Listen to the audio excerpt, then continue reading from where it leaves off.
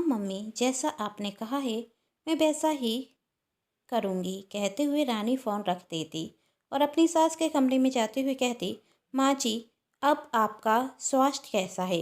Doctor ने आपसे सिर्फ आराम करने के लिए कहा है।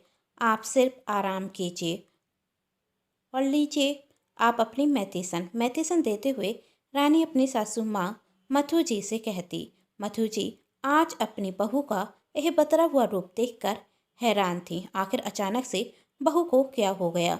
मथु जी के मन में ऐसे कई प्रश्न उठ रहे थे और वह रानी को फ़ोन बहुत गौर से देख रही थी।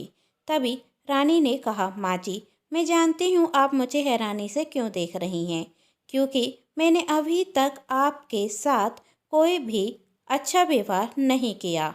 लेकिन अब मेरी आंखें खुल चुकी हैं। मुझे अपनी हर गलती का एहसास है। आज मेरी बात मेरी मम्मी से हुई थी। उन्होंने मुझे समझाया कि जैसा मैं करूँगी वैसा ही मेरे बच्चे मेरे साथ करेंगे। और आज जब मैंने मम्मी के मुंह से सुना कि भाभी उनके साथ ऐसा ही व्यवहार करती हैं तो मुझे बहुत दुख हुआ और मुझे मेरी गलती का एहसास हो गया। आज के बाद आप कोई भी काम नहीं करेंगी, सिर्फ आराम करेंगी जब तक डॉक्टर नहीं कहते कि आप कोई काम करने लायक हैं। यह सुन मधु जी बहुत खुश होती हैं और उन्हें खुशी थी कि देर से ही सही मेरी बहू को मेरी अहमियत तो समझ में आई। उनकी आंखें तो खुल गईं। अब हम खुशी खुशी एक छत के नीचे रहेंगे। और वह दवा खाकर सो जाती हैं और रानी उनके पैर दबाने रखती। एकदम से रानी का इतना बदला हुआ रूप देखकर उसका पति भी हैरान था, क्योंकि जब भी रानी का पति मुकेश घर आता तो रानी मुकेश के सामने अपनी सास की बुराई करना शुरू कर देती और कहती, सासू माँ के साथ में नहीं रह सकती, इन्हें गांव छोड़कर आ जाइए। लेकिन मुकेश रानी से कहता कि मैं अपनी माँ को छोड़कर कहाँ जाऊँ? रानी, तुम अकेली घर में क्या करोगी? तुम तो जानती हो मेरी नौकरी इस शहर से दूर है, मुझे दूर रहना पड़ता है। कई महीने में तो मिलने आ पाता हूँ, उस पर तुम भी घर पर अकेली रहोगी तो मुझे चिंता होगी। माँ और तुम दोनों एक ही घर में रहोगी, दोनों को एक दूसरे का साथ बना रहेगा। और बच्चे भी तो छोटे हैं, उनकी देखभाल के लिए दादी की ज़रूरत है। तुम कभी माँ की अच्छाई क्यों नहीं देखती? यदि वह किसी काम के लिए रोकती टोकती हैं, उसमें भी तुम्हारी भलाई होती है। माँ बच्चों में कभी कोई बुराई नहीं देखती, हमेशा उनकी भलाई के लिए कहती हैं। रानी, तुम अपनी माँ से जितना प्यार करती हो उतना ही अपनी सास से करो तो तुम खुशी इस घर में रहोगी और मैं भी खुश रहूँगा। नौकरी बाहर करता हूँ, लेकिन चिंता रहती है इस बात की, चिंता रखी रहती है कि आज फिर तुम्हारी माँ के बीच में कोई लड़ाई तो नहीं हुई? माँ ने खाना खाया या नहीं? तुम ठीक हो या नहीं? मैं तुम दोनों में से किसी एक को कैसे चुनूं? और सच कहूँ, मैं तुम दोनों में से किसी को नहीं छोड़ सकता। यदि मैंने तुमसे शादी की है, तुम्हारे साथ जीवन जीने का फैसला किया है, तो मेरी माँ ने मुझे जन्म दिया है, जो मुझे इस दुनिया में लेकर आई हैं। मैं कैसे छोड़ दूँ उन्हें? तुम मेरी जीवन संगनी हो, लेकिन मेरी माँ मुझे जीवन देने वाली हैं, मैं उन्हें नहीं छोड़ सकता। और तुम यह बात जितनी जल्दी समझ जाओ तुम्हारे लिए अच्छा होगा। शायद मुकेश के बार बार समझाने पर रानी समझ चुकी थी और आज अपनी माँ और बीवी दोनों को एक साथ देखकर मुकेश खुश था। मुकेश इस बार पूरे एक हफ्ते के लिए आया था। 2 दिन बाद वह अपनी माँ से कहता, माँ बहुत दिन हो गए तुम्हारे हाथ के मेथी के पराठे नहीं खाए, जरा बना दो ना। तभी रानी ने कहा, मुकेश, मैं तो बना देती हूँ, आप माँ जी को क्यों परेशान कर रहे हैं? माँ जी को आराम करने दीजिए। तब मुकेश कहता, तुम्हारे हाथ में वही जादू कहाँ जो माँ के हाथ में है। पर मुकेश, माँ जी कैसे काम करेंगी? उन्हें आराम करने दीजिए। तभी मधु जी कहती, बहू कब तक मैं बिस्तर पर पड़ी रहूंगी? कुछ काम करूंगी तो मन लगेगा। तुम तो मुझे कुछ करने नहीं देती। आज मेरे बेटे ने मुझसे जब कहा है तो मुझे पराठे बना देती हूँ। तब रानी कहती, जैसी मर्जी आपकी, यदि आपको मेरी कोई मदद चाहिए तो कह देना। ठीक है, कहते हुए मथु जी मेथी के पराठे बनाना शुरू कर देती और अपने बेटे के लिए मनपसंद चटनी, टमाटर की चटनी सिरबत्ते पर बनाती। इतने दिनों बाद अपनी माँ के हाथ के मेथी के पराठे और टमाटर की सिरबत्ते वाली चटनी मुकेश खाता और कहता, माँ तू बूढ़ी हो गई है? कौन कहता है? अभी तो तू जवान है। वही पुराना स्वाद है तेरे हाथों में। यह सुन मथु जी और मुकेश दोनों हंसने लगते। तभी वहाँ रानी आकर कहती, आप माँ बेटे तो बहुत खुश रख रहे हैं। क्या माँ जी, आपने पराठे अपने बेटे के लिए बनाए हैं? क्या मैं नहीं खा सकती? ऐसा तो नहीं कहा बहू मैंने। मैं भी तो देखूं आपके हाथ के खाने में कितना स्वाद है। अभी तक अपनी एर में मैंने तो आपके हाथ के खाने का स्वाद जाना ही नहीं। कहते हुए रानी पराठे खाने रखती और कहती, मुकेश तुम सच कहते हो। माँ जी के हाथ जितना स्वादिष्ट खाना तो मैं कभी बना ही नहीं सकती। सच कहूँ तो आज तक मैंने इतना स्वादिष्ट खाना नहीं खाया।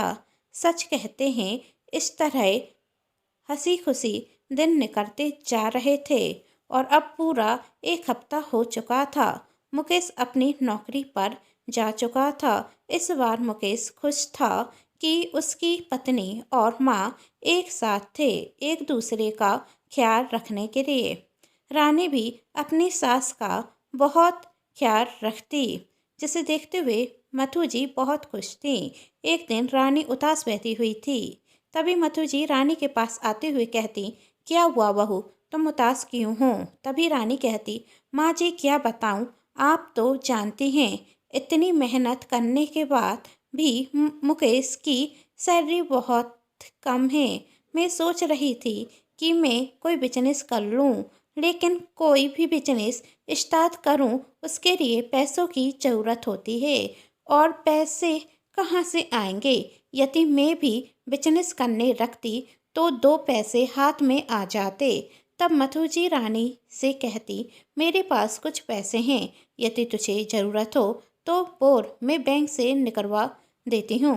तब रानी कहती, नहीं नहीं माँ जी, मैं आपसे पैसे नहीं ले सकती।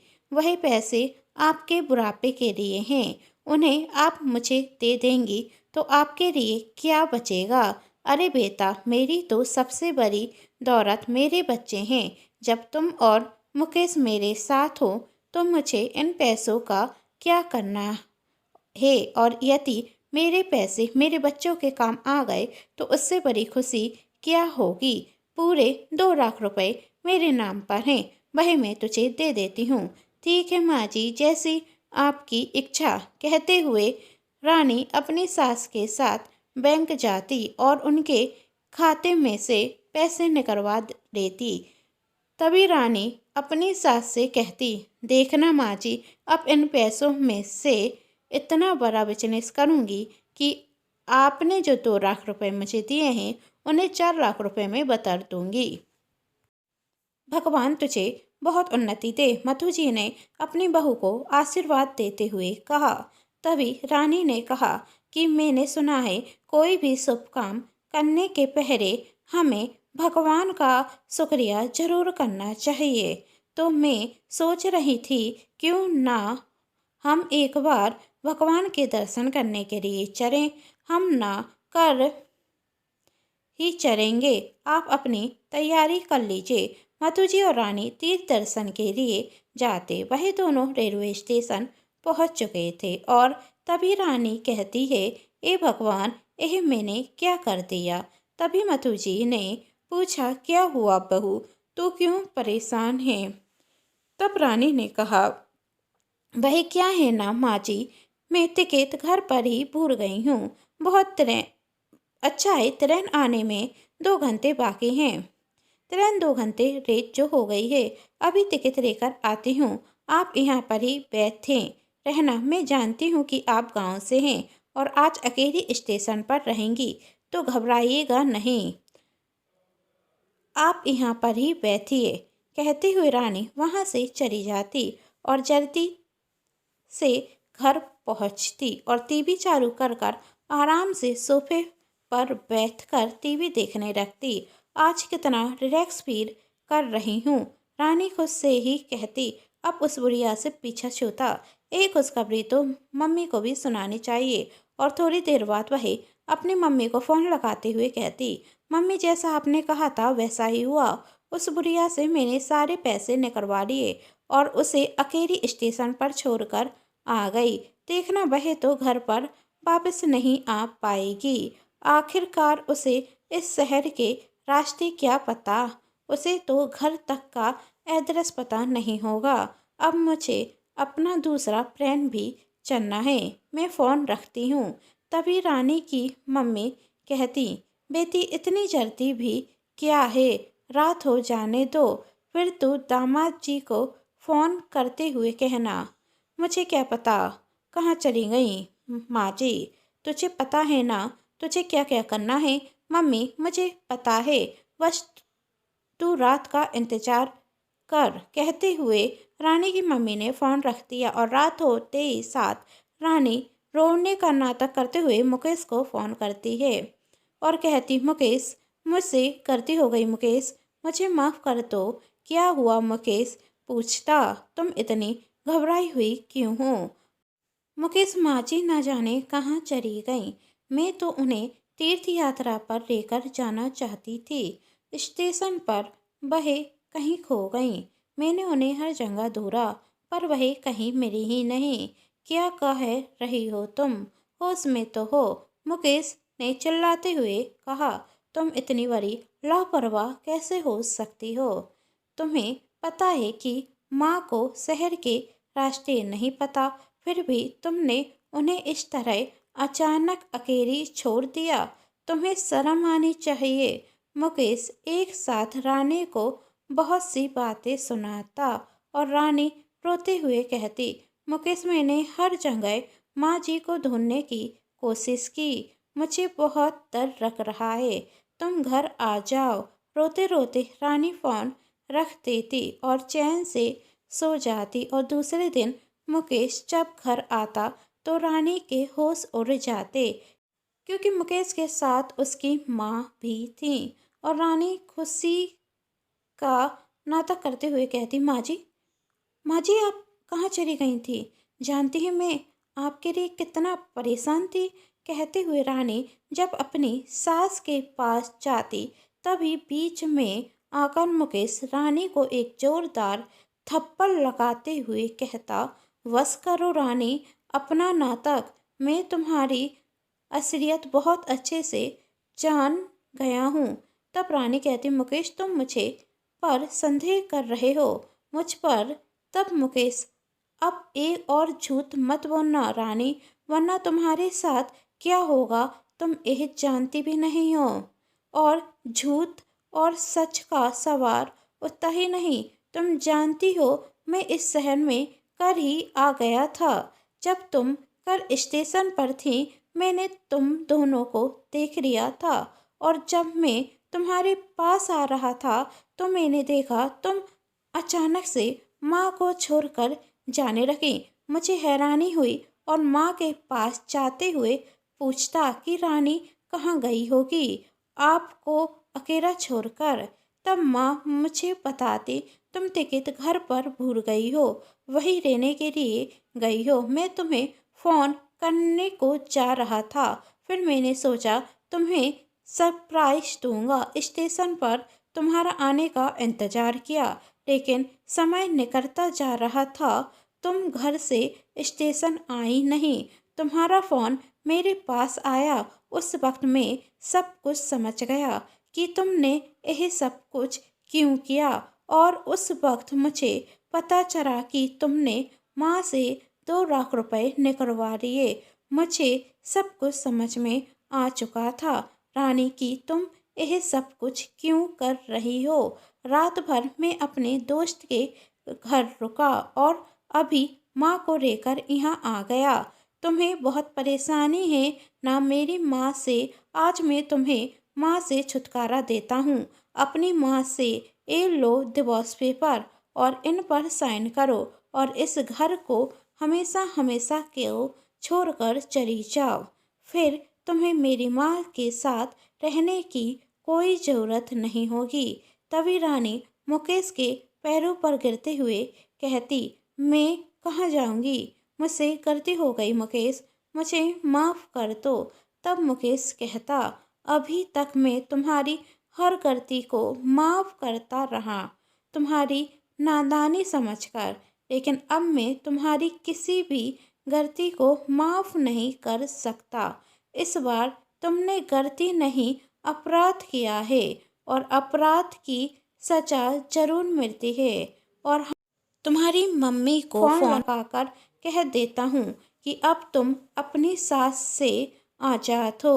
मुकेश अपनी सास रानी की मम्मी को फ़ोन लगाते हुए कहता, आप अपनी बेटी को ले जाइए। आपको बहुत तकलीफ थी ना कि वह अपनी सास के साथ रहती है, तो मैं उसे आज़ाद करता हूँ। और आपसे हाथ जोड़कर विनती करता हूँ कि अपनी छोटी बेटी के लिए जब लड़का देखें तो किसी भरे पूरे परिवार में नहीं, एक अनाथ आश्रम में देखें। किसी हंसते खेलते परिवार को तोड़ने का अधिकार आपको किसी ने नहीं दिया। दोस्तों, आप सभी की इस कहानी के बारे में क्या राय है नीचे कमेंट बॉक्स में जरूर बताएं। कहानी पसंद आई हो तो चैनल को सब्सक्राइब, वीडियो को लाइक एंड शेयर जरूर कीजिएगा। Thanks for watching.